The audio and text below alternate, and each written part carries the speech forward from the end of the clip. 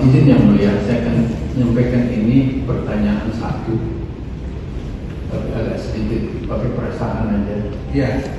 Yang saya mau tahu perasaannya Panji. Ini anak saya. Oke.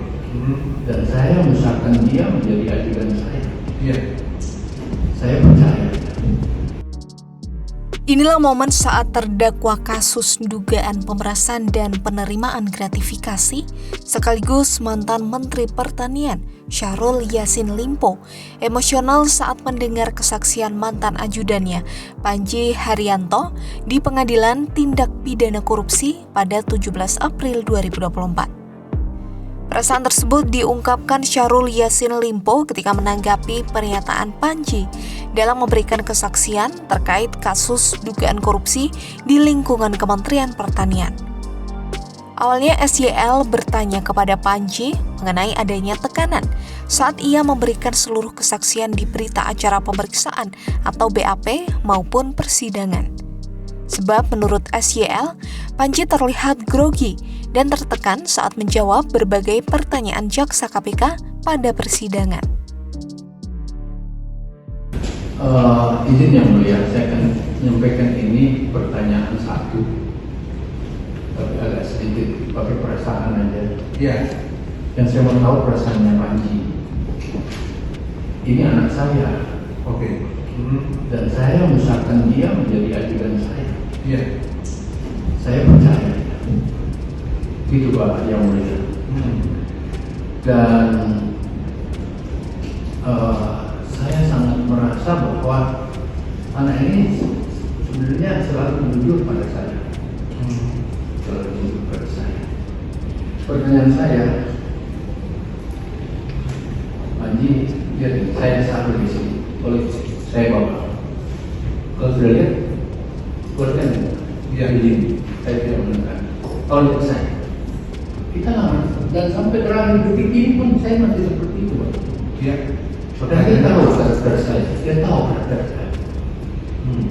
Dia paham saya. Oleh karena itu, Panji, pertanyaan saya satu, apa betul jawaban itu keluar dari hatimu yang setulus-tulusnya? Aku tidak mempersoalkan materi, aku siap. Kalau saya berbuat, saya berani tanggung jawab. Insya Allah Pak Jokowi izinkan saya. Baik. Tapi kemudian apakah ini kau jawab dengan kondisi yang agak bebas? Bebas tak kau menjawab ini? Kau tidak dalam tekanan kan? Bukan JPU, bukan penyidik yang tekan kamu, tapi mungkin perasaanmu sendiri tertekan banget kan? Karena saya nggak sangka. Yang kedua, mungkin grogi atau ketakutan terhadap resiko atau apa. Itu yang saya mau tahu.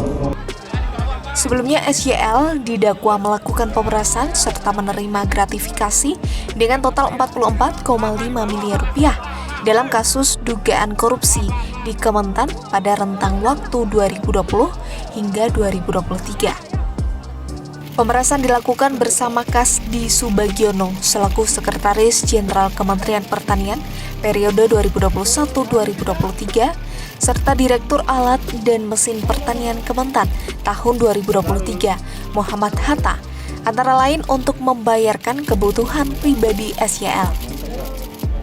Dari situ SYL kemudian didakwa melanggar pasal 12 huruf E Jangto pasal 18 UU nomor 31 tahun 1999 sebagaimana telah diubah dengan UU nomor 20 tahun 2001 tentang pemberantasan tindak pidana korupsi Jangto pasal 55 ayat 1 ke 1 KUHP Jangto pasal 64 ayat 1 KUHP.